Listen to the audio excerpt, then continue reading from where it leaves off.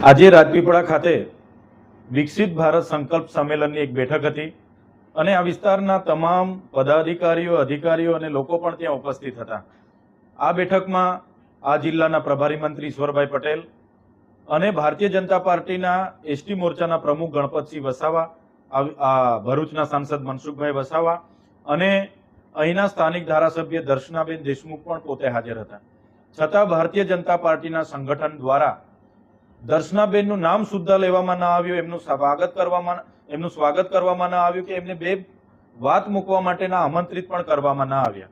જેના પરથી અમે આગળ પણ કીધું હતું કે ભારતીય જનતા પાર્ટીની સરકારમાં કે સંગઠનમાં આદિવાસી નેતાઓ, સાંસદો કે ધારાસભ્યનું કોઈને કંઈ સન્માન જળવાતું નથી અને એમને અવારનવાર અપમાનિત કરવામાં આવે છે, જે આજે જાહેરમાં અપમાનિત કરવામાં આવ્યા। અમે અનેક મિટિંગોમાં, અનેક કાર્યક્રમોમાં બોલતા હોઈએ છીએ ત્યારે લોકોને એવું થાય કે ચૈતર વસાવા કેમ બોલતા છે, પણ જે ચૂંટાયેલા લોકો નથી અને ભારતીય જનતા પાર્ટીના પ્રમુખ, મહામંત્રી જેવા લોકો છે એ આ કૃત્ય અવારનવાર કરે છે, ચૂંટાયેલા લોકોને અપમાનિત કરે છે અને એ આજે ફરી એ લોકોએ દોહરાવ્યું છે। ત્યારે દર્શનાબેને તો ઊભા થઈને રાજીનામું ધરી દેવા સુધીની વાતો કરી છે।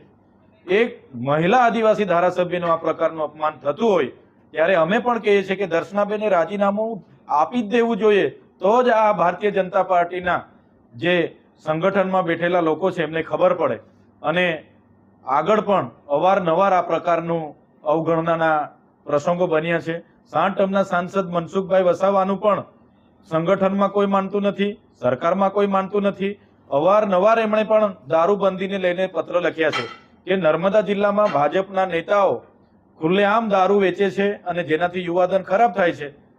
આપણે નાયબ મુખ્યમંત્રી શ્રીને પણ એમણે લખ્યું છે, છતાં પણ એને આજે 20 દિવસ થયા કોઈ કાર્યવાહી કરવામાં નથી આવતી, ઉલટાનું એમને છાવરવામાં આવે છે।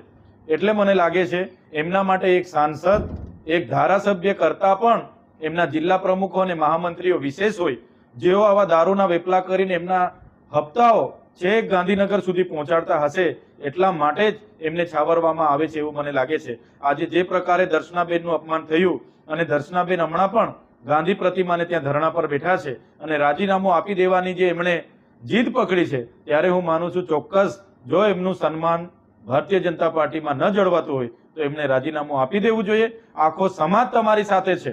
એક મહિલા આદિવાસી ધારાસભ્યનું જે અપમાન છે એ માત્ર ને માત્ર દર્શનાબેનનું અપમાન નથી, આ વિસ્તારની જનતાનું અપમાન છે, આદિવાસી સમાજનું અપમાન છે। એનો જવાબ આવનારા દિવસોમાં ભારતીય જનતા પાર્ટીને અમે આપીશું।